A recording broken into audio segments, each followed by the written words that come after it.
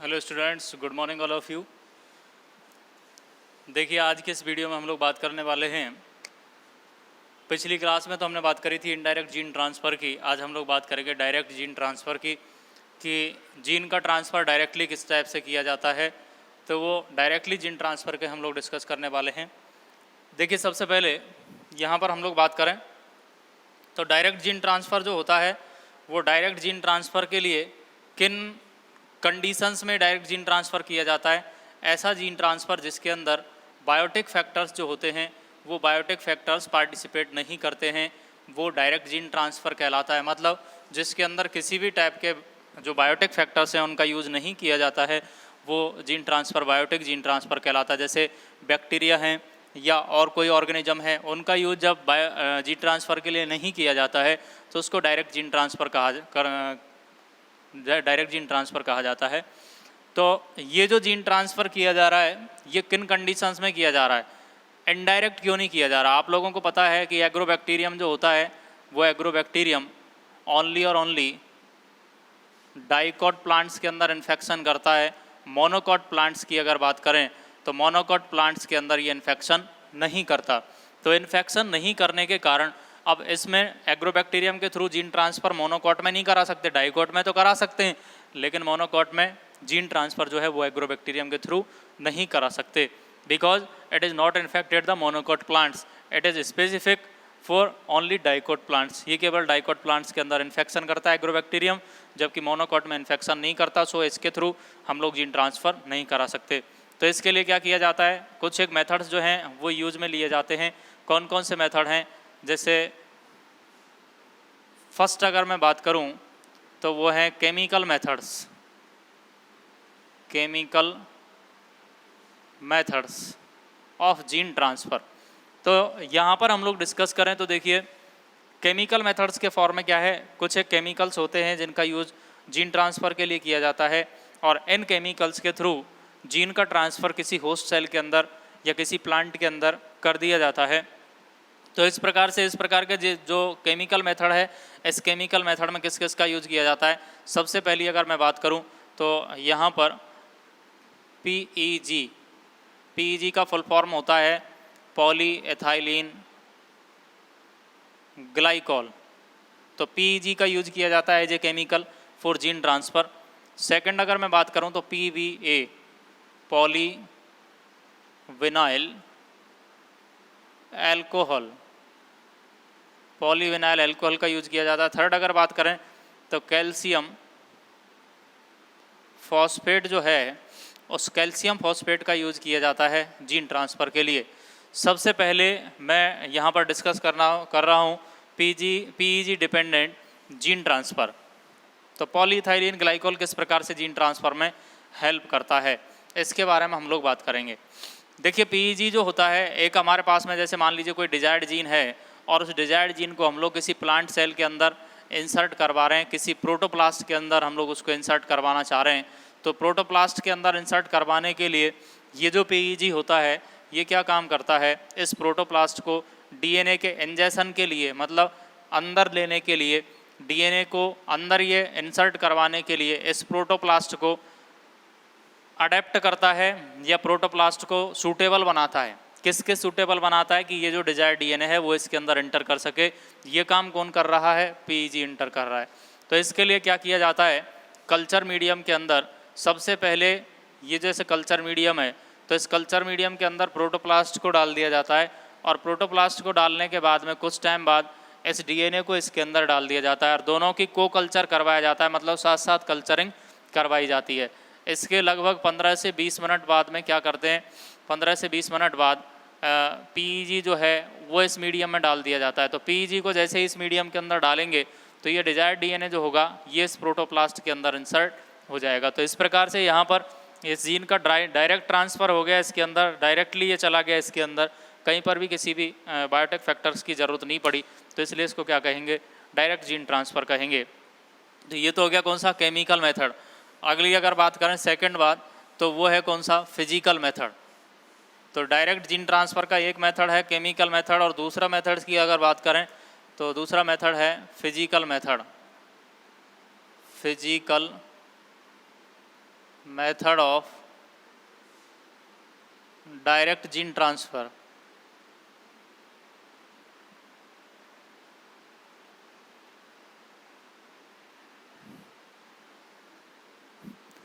तो direct gene transfer का physical method क्या होता है, किसको कहते हैं फिजिकल मेथड? तो इसके अंदर क्या है, फिजिकली जीन को डायरेक्टली ट्रांसफ़र करवा दिया जाता है। और इसकी सबसे पहली मेथड जो है वो है gene gun method, gene gun method, या इसको दूसरा नेम भी देते हैं बायोलिस्टिक मेथड। तो इस जीन गन मेथड या बायोलिस्टिक मेथड के अंदर क्या किया जाता है, डायरेक्टली जीन को फिजिकली इंसर्ट करवा दिया जाता है, किसी भी बायोटिक फैक्टर्स की ज़रूरत यहाँ पर नहीं होती है। तो इस कंडीशन में क्या काम में लेते हैं, जीन को ट्रांसफ़र करवाने के लिए जीन गन का यूज़ किया जाता है। किसका यूज़ किया जाता है, जीन गन का यूज़ किया जाता है। और ये जीन गन होती कैसी है, देखिए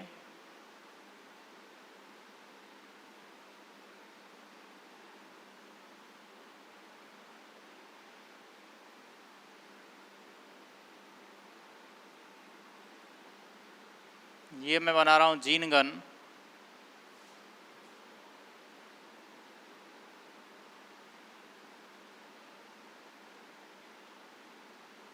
ये इस टाइप की जीन गन होती है। इसमें यहाँ पर क्या है, एक माइक्रो प्रोजेक्टाइल लगा होता है इस प्रकार से, और ये आपकी टारगेट सेल है या होस्ट सेल है, इसके अंदर आपको जीन को ट्रांसफ़र करवाना है। तो जीन ट्रांसफ़र करवाने के लिए क्या करेंगे, यहाँ इसका ये ट्रिगर होता है। तो यहाँ क्या करते हैं, गोल्ड या टंगस्टन जो होता है, या गोल्ड और टंगस्टन जो है SN, इस गोल्ड और टंगस्टन के जो पार्टिकल्स हैं, इन पार्टिकल्स के ऊपर डीएनए की कवरिंग कर दी जाती है। ये जैसे गोल्ड और टंगस्टन के पार्टिकल हैं, इन पार्टिकल्स के ऊपर डीएनए का लेप कर दिया जाता है, डीएनए की कवरिंग कर दी जाती है। तो ऊपर तो है डीएनए और नीचे कौन से हैं, गोल्ड और टंगस्टन के पार्टिकल हैं। तो इस मेथड के अंदर क्या किया जाता है, इन गोल्ड और टंगस्टन के जो पार्टिकल होते हैं इनको हाई वेलोसिटी के साथ में इंसर्ट करवाया जाता है। किसके थ्रू, इस जीन गन के थ्रू। यहाँ टारगेट सेल जो भी है उस टारगेट सेल के अंदर इंसर्ट करवाया जाता है प्रेशर के साथ। तो ऐसी कंडीशन में क्या होता है, जब ये इधर से प्रेशर से जाते हैं, डीएनए जो है ये गोल्ड और टंगस्टन के पार्टिकल्स के साथ में जब इधर से प्रेशर से जाता है, तो यहाँ ये जो प्लांट सेल है, इस प्लांट सेल की सेल वॉल को पेनिट्रेट करेगा, और सेल वॉल को पेनिट्रेट करने के बाद में ये कहाँ चले जाएंगे, इस साइटोप्लाज्म में चले जाएंगे। और इस साइटोप्लाज्म में ये डीएनए के पार्टिकल जो हैं ये चले जाएंगे। तो यहाँ ये डीएनए जब साइटोप्लाज्म में जाएगा तो साइटोप्लाज्म से इस न्यूक्लियस के अंदर जाएगा, और न्यूक्लियस के अंदर जो होस्ट सेल जो है उसका जीनोमिक डीएनए है, उस जीनोमिक डीएनए के साथ जाकर के इंटीग्रेटेड हो जाएगा, मतलब उसके साथ में अटैच हो जाएगा। और इस होस्ट सेल के डीएनए के साथ में जब ये अटैच हो जाएगा तो इसके जीनोम का पार्ट बन जाएगा। तो इस प्रकार से हम लोग क्या कर सकते हैं, डायरेक्टली इस जीन का ट्रांसफ़र कर सकते हैं। दूसरी कंडीशन अगर देखें तो वो दूसरा मेथड जो है, ये तो हो गया जीन गन या बायोलिस्टिक मेथड। दूसरा मेथड अगर देखें तो वो कौन है, इलेक्ट्रोपोरेसिस। तो इलेक्ट्रोपोरेसिस के अंदर क्या किया जाता है, जैसे मान लीजिए ये कोई सेल है, तो इस सेल को सबसे पहले तो सूटेबल बनाया जाता है, किसके लिए, कि हमारा जो डिजायर डीएनए है उस डिजायर डीएनए को इसके अंदर इंसर्ट करवाया जा सके। तो उसके लिए क्या करते हैं, ये जो सेल है प्लांट सेल, इस प्लांट सेल को इलेक्ट्रिक स्पार्क दिए जाते हैं। तो इलेक्ट्रिक स्पार्क देने से क्या होता है, यहाँ पर इलेक्ट्रिक स्पार्क के कारण इसके अंदर कुछ समय के लिए, एक शॉर्ट टाइम पीरियड के लिए, इसकी जो सेल वॉल होती है उस सेल वॉल में इलेक्ट्रिक स्पार्क के कारण पोरिंग हो जाती है, छेद बन जाते हैं। तो यहाँ इस प्रोसेस के अंदर करते क्या हैं, जैसे ये कोई कल्चर मीडियम है, इस कल्चर मीडियम में ये सेल हमने प्लांट सेल ले ली, और ये हमने क्या ले लिया, डिजायर्ड डीएनए ले लिया यहाँ पर, ठीक है। तो इस डिजायर्ड डीएनए को लेने के बाद में क्या करेंगे, यहाँ से इस डिजायर्ड डीएनए को इसके अंदर इंसर्ट करवाना हमने। तो अब ये जो मीडियम है, इस मीडियम के अंदर इलेक्ट्रिक स्पार्क देंगे। तो इलेक्ट्रिक स्पार्क देने के कारण ये जो सेल वॉल है इसकी, इस सेल वॉल के अंदर क्या हो जाएगी, पोरिंग हो जाएगी। तो पोरिंग होने के बाद में क्या होगा, ये यहाँ ये जो डिजायर्ड डीएनए है वो इस पोरिंग के अंदर होकर के इसके अंदर इंसर्ट हो जाएगा, साइटोप्लाज्म में पहुँच जाएगा। साइटोप्लाज्म में पहुँचने पर ये जो न्यूक्लियस है उस न्यूक्लियस के जीनोम के साथ में, न्यूक्लियस के डीएनए के साथ में जुड़ करके इसका हिस्सा बन जाएगा और इस प्रकार से क्या हो जाएगा, जीन का ट्रांसफ़र हो जाएगा। तो टोटली यहाँ इलेक्ट्रिक स्पार्क द्वारा इसमें पोरिंग कर ली जाती है और डिजायर्ड जीन को इंसर्ट करवा दिया जाता है। अगला जो एक मेथड आता है, तीसरा मेथड अगर बात करें तो वो कौन सा है, लाइपोसोम मेथड। लाइपोसोम, तो लाइपोसोम जो होता है इसको लिपोफैक्शन के नाम से भी जानते हैं, इसको एक दूसरा नाम भी देते हैं लिपोफैक्शन। तो इस लिपोफैक्शन लाइपोसोम क्या होते हैं, राउंड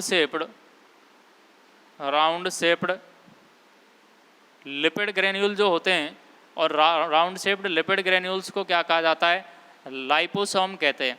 भाई राउंड शेप्ड यूं इस टाइप के लिपिड ग्रेन्यूल्स जो हैं इनको क्या कह रहे हैं, लाइपोसोम कहा जाता है। तो यहाँ पर कंडीशन क्या करते हैं, क्या काम किया जाता है, H2O और DNA दोनों जो होते हैं, इन H2O और DNA को इस लाइपोसोम के अंदर इंटर करवाया जाता है। करवा दिया इंटर, तो इंटर जब इसको करवाया जाता है तो इंटर करवाने के बाद क्या है, ये H2O और DNA इस लाइपोसोम के अंदर चले गए। अब कल्चर मीडियम के अंदर क्या काम करते हैं, एक तो एग्रोबैक्टीरियम आपके पास में है, तो एग्रोबैक्टीरियम का कल्चरिंग करवाते हैं किसके साथ में, इस लाइपोसोम के साथ में।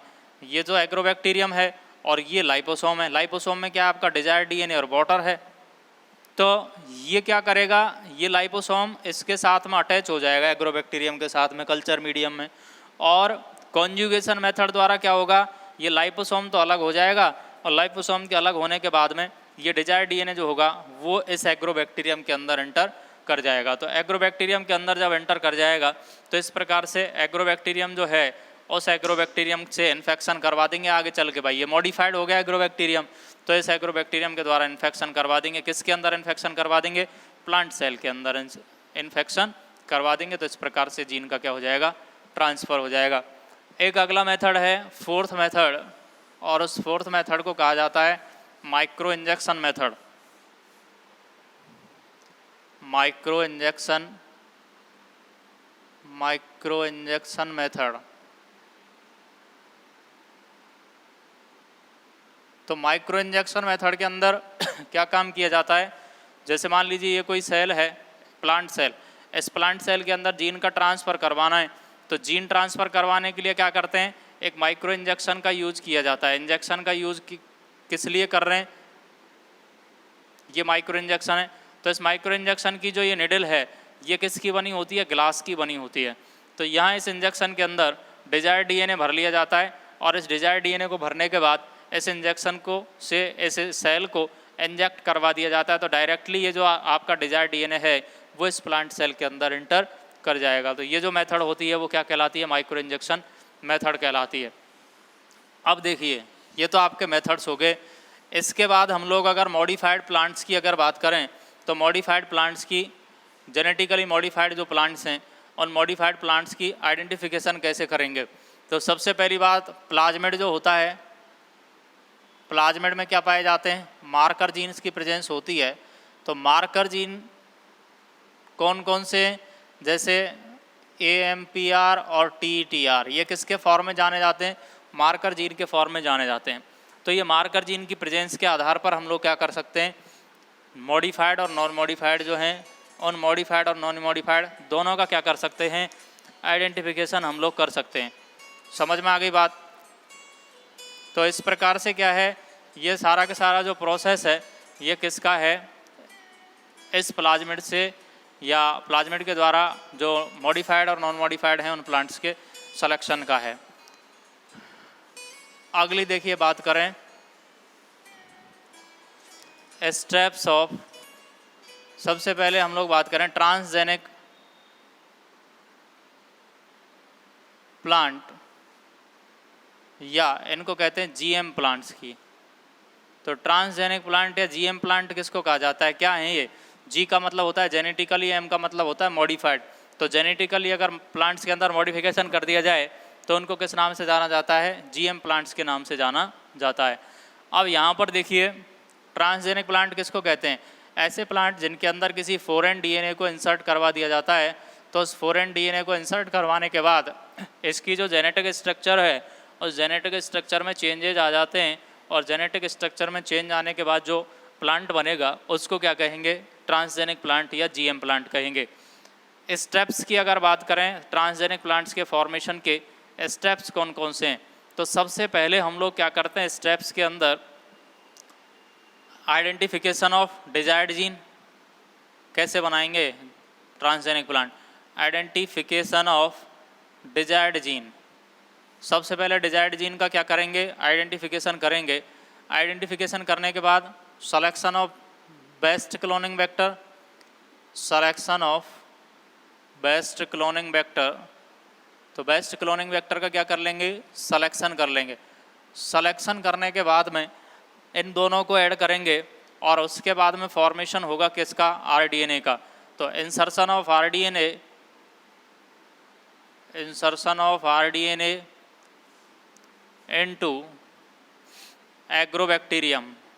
एग्रोबैक्टीरियम में इस आरडीएनए को क्या करवा देंगे? इंसर्ट करवा देंगे। करवा दिया।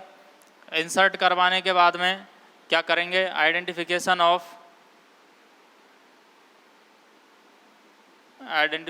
Of modified agrobacterium. Modified agrobacterium का क्या करेंगे? आइडेंटिफिकेशन करेंगे। और आइडेंटिफिकेशन करने के बाद क्या देखेंगे? Expression of gene. जीन का जो एक्सप्रेशन है उसको, जीन के एक्सप्रेशन को देखेंगे। तो ये क्या हो गए? ये इसके स्टेप हो गए। सबसे पहले आइडेंटिफिकेशन करेंगे डिजायर्ड जीन का, उसके बाद सिलेक्शन करेंगे बेस्ट क्लोनिंग वेक्टर का, उसके बाद आरडीएनए का फॉर्मेशन हो जाएगा। इस आरडीएनए को एग्रोबैक्टीरियम में इंसर्ट करवा देंगे। फिर उसके बाद में मॉडिफाइड एग्रोबैक्टीरियम की ये इसके अंदर इंसर्ट हुआ या नहीं, इसका आइडेंटिफिकेशन कर लेंगे। फिर उसके बाद में एक्सप्रेशन, जो जीन है आपका डिजायर्ड जीन, उस डिजायर्ड जीन का एक्सप्रेशन को शो करवाएंगे, उसको देखेंगे। तो ये सारे क्या हो गए? स्टेप्स हो गए इनके फॉर्मेशन के। और ये ट्रांसजेनिक प्लांट जो हैं वो कौन कौन से हैं? जैसे अब तक बना लिए गए, बीटी कॉटन का फॉर्मेशन किया जा चुका है, ये ट्रांसजेनिक प्लांट है। फ्लेवर सेवर टमाटर का, टोमेटो, फ्लेवर सेवर टोमेटो का फॉर्मेशन किया जा चुका है। इसके अलावा अगर मैं बात करूं तो फ्लेवर सेवर टमाटर के अलावा बीटी मेज़, इसका फॉर्मेशन किया जा चुका है। बीटी ब्रिंजल का फॉर्मेशन किया जा चुका है। और गोल्डन राइस का फॉर्मेशन किया जा चुका है। तो ये सारे प्लांट जो भी हैं ये ट्रांसजेनिक प्लांट है, मतलब ट्रांसजीन को इंसर्ट करवाने के बाद इनका फॉर्मेशन किया गया है।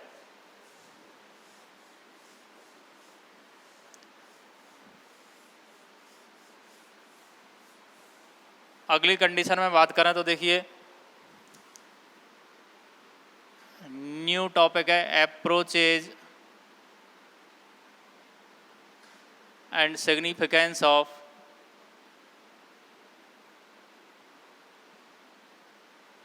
Transgenic plants.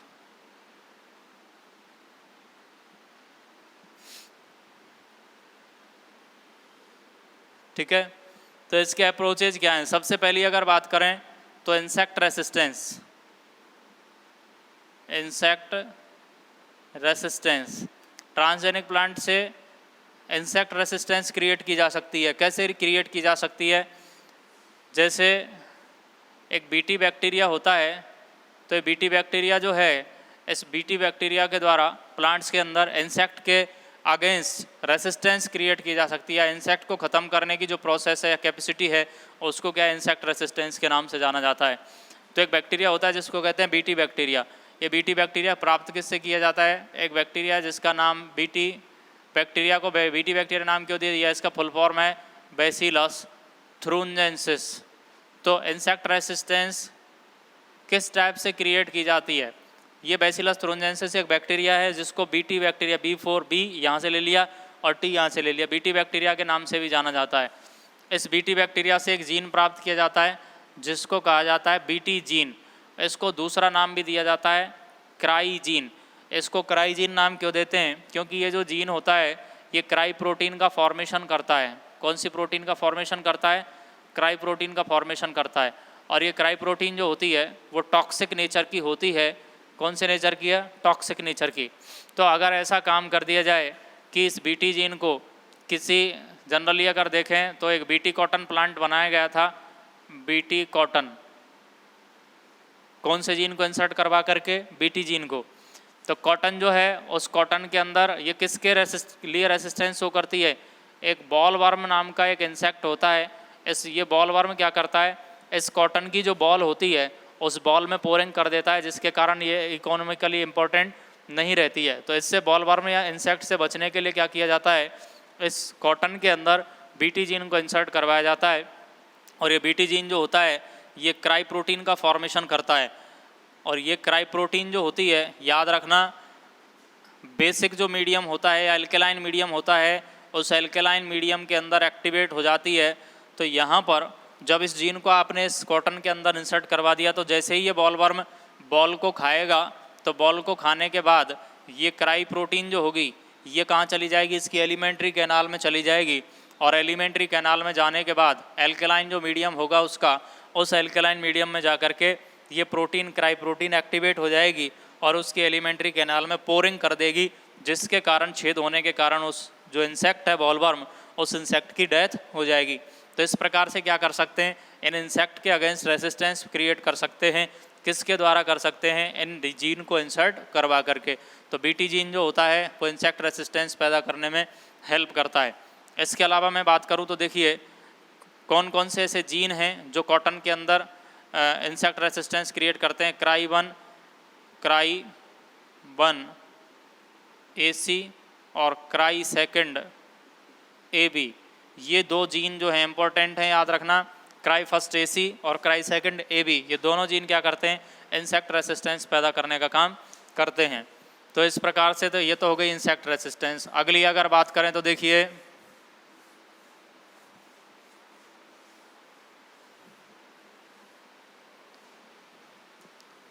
सेकंड जो है वो है हर्बिसाइड्स रेसिस्टेंस। हर्बिसाइड्स किसको कहा जाता है, क्या है हर्बिसाइड्स, ऐसे केमिकल जो कि वीड्स या कुछ वेजिटेशन होती है, वीड्स का मतलब होता है खरपतवार, या कुछ वेजिटेशन जो होती है जो नॉन डिजायर्ड वेजिटेशन होती है जिसकी हमें आवश्यकता नहीं है, उनको अगर नष्ट कर देते हैं, उनको ख़त्म कर देते हैं तो वो केमिकल क्या कहलाते हैं, हर्बिसाइड। तो यहाँ पर जैसे एग्जाम्पल की बात करें तो एक ग्लाइफोसेट होता है। ग्लाइफोसेट क्या है, एक हर्बिसाइड है। और ये ग्लाइफोसेट जो होता है ये क्या काम करता है, ये हर्बिसाइड के फॉर्म में काम करता है, लेकिन साथ साथ क्या काम करता है, दूसरी जो मेन वेजिटेशन है उसमें क्या करता है, इसकी जो ग्रोथ के लिए, इन प्लांट की ग्रोथ के लिए जो एरोमेटिक प्रोटीन होती है या एरोमेटिक एमिनो अम्ल होते हैं, एमिनो एसिड, इन एरोमेटिक एमिनो एसिड के सिंथेसिस को रोक देता है, जिसके कारण प्रोटीन का सिंथेसिस नहीं होता है और वो प्लांट डेथ को प्राप्त करता है, मतलब वो मर जाता है। ग्लाइफोसेट एक प्रकार का हर्बिसाइड केमिकल है। ये एरोमेटिक एमिनो एसिड जो हैं जो प्रोटीन का फॉर्मेशन करते हैं, इन एरोमेटिक एमिनो एसिड्स के फॉर्मेशन को रोक देता है, जिसके कारण इस प्लांट की डेथ हो जाती है। अब यहाँ पर अगर देखें तो इस प्रोटीन का फॉर्मेशन कैसे होता है, किस प्रकार से होता है। एक एंजाइम होता है जिसका नाम है EPSPS, इसका फुल फॉर्म होता है 5-एनॉल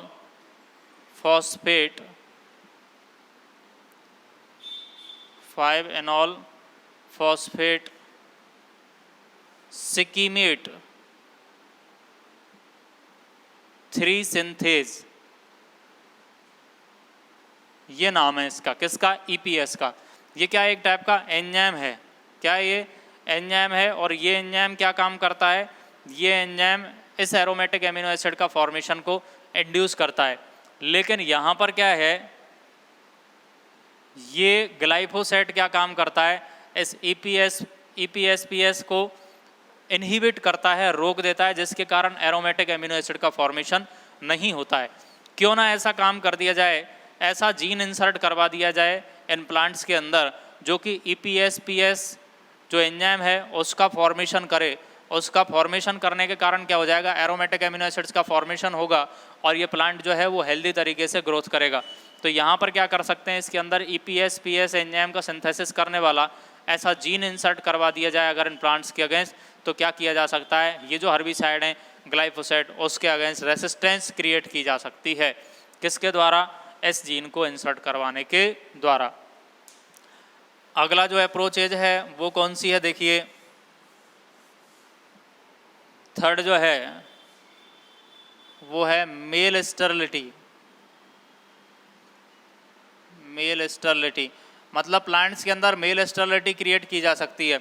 आपको जनरली क्या करना पड़ता है, मेल स्टेरिलिटी अगर जैसे आपको हाइब्रिडाइजेशन करवाना पड़ रहा है तो हाइब्रिडाइजेशन के लिए क्या करना पड़ता है, जैसे ये कोई प्लांट है, इस प्लांट के अंदर ये फीमेल रिप्रोडक्टिव पार्ट है और ये इसके स्टेमन हैं, तो ऐसी कंडीशन में क्या करना है, अगर आपको हाइब्रिडाइजेशन करवाना है और यहाँ से आपके डिजायर्ड पॉलन ग्रेन्स जो हैं उनको यहाँ स्टिग्मा पे छोड़ना है, तो आपको क्या करना पड़ेगा, ये जो स्टेमन्स हैं इनको काट के यहाँ से अलग करना पड़ेगा, जिसको कहते हैं इमस्कुलेशन।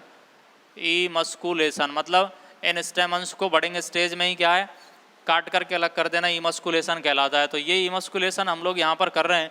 तो ऐसी कंडीशन में क्या होगा, इमस्कुलेशन हमने जब किया है तो यहाँ तो हमें मेहनत करनी पड़ रही है इसके अंदर, लेकिन हम क्यों ना ऐसा काम कर लें कि पहले से ही क्या है, ये स्टेमन डेवलप ही नहीं हो, इसके अंदर पोलन ग्रेन्स डेवलप ही नहीं हो, और तो इमस्कुलेशन की हमें ज़रूरत ही नहीं पड़ेगी। इसके लिए क्या करना पड़ता है, एक बैक्टीरिया होता है जिसका नाम है बैसिलस एमाइलो, याद रखना अच्छा क्वेश्चन बनता है, एमाइलो लिक्विफेसियंस, बैसिलस एमाइलो लिक्विफेसियंस, ये एक बैक्टीरिया है। इस बैक्टीरिया से इंपॉर्टेंट है कौन सा जीन, बार्नेज जीन आइसोलेट किया जाता है।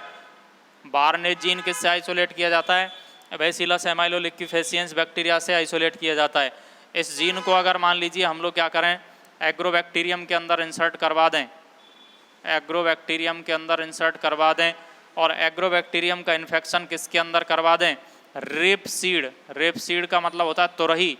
तो रेपसीड एक प्लांट है जिसको लोकल तुरही कहते हैं, तोरई या तुरही। तो इस रेपसीड के अंदर, इस प्लांट के अंदर एग्रोबैक्टीरियम का इन्फेक्शन करवा दें तो ये बार्नेज जीन क्या है, इस रेपसीड के अंदर इंसर्ट हो जाएगा। और ऐसी कंडीशन में क्या होगा, यहाँ से इस रेपसीड का जो स्टेमन है, एंथर है, उसका टैपिटल आरएनए नष्ट हो जाएगा। टैपिटल आरएनए नष्ट होने के कारण माइक्रोस्पोर जो है वो डेवलप नहीं हो पाएंगे, और माइक्रोस्पोर जब डेवलप नहीं होंगे तो ऐसी कंडीशन में क्या है, ये जो पोलन ग्रेन्स हैं वो भी डेवलप नहीं होंगे, तो आपको इमस्कुलेशन की ज़रूरत ही नहीं पड़ेगी। समझ में आ गई बात। तो बार्नेज जीन किससे आइसोलेट किया जा रहा है, बैसिलस एमाइलो लिक्विफेसियंस से। अब एक लास्ट अप्रोच इसका बचा है, और वो लास्ट अप्रोच क्या है, deletion in ripening of fruits. मतलब फ्रूट्स की रिपनिंग जो है, परिपक्वन है, उसमें डिलेशन कैसे कर सकते हैं, डिले कैसे कर सकते हैं उसको। तो यहाँ पर एक जीन होता है, एक एंजाइम होता है जिसका नाम है पॉलीगैलेक्टो यूरिनेज। तो पॉलीगैलेक्टो यूरिनेज जो एंजाइम है, इस पॉलीगैलेक्टो यूरिनेज एंजाइम का काम क्या होता है, इसका काम होता है फ्रूट जो होता है उस फ्रूट की फ्रूट बॉल को ये क्या करता है, डिजॉल्व कर देता है, डाइजेस्ट कर देता है, जिसके कारण वो जल्दी से पक जाती है, और जल्दी से क्या है, वो डिजॉल्व होने के कारण ये फ्रूट्स जो होते हैं वो लॉन्ग टाइम तक स्टेबल नहीं रहते हैं। तो क्यों ना ऐसा काम कर दिया जाए कि इस पॉलीगैलेक्टो यूरिनेज एंजाइम का सिंथेसिस करने वाले जीन को इस प्लांट के अंदर इंसर्ट करवा दिया जाए। तो ये पॉलीगैलेक्टो यूरिनेज का सिंथेसिस करने वाला जो जीन है, इसके काम को अगर कोई रोक रहा है जीन, ऐसा जीन इंसर्ट करवा रहे हैं, तो इसका काम रुक जाएगा। और इसका काम जब रुक जाएगा तो ये जो फ्रूट बॉल होगी या सेल बॉल जो उसकी होंगी, उन फ्रूट बॉल को क्या किया जाएगा, फ्रूट बॉल की सेल्स जो हैं उनकी सेल बॉल को जल्दी से डाइजेस्ट नहीं किया जाएगा। तो ऐसी कंडीशन में ऐसे फ्रूट्स को हम लोग लॉन्ग टाइम तक प्रिजर्व करके रख सकते हैं। तो ये इसके अप्रोचेज हैं।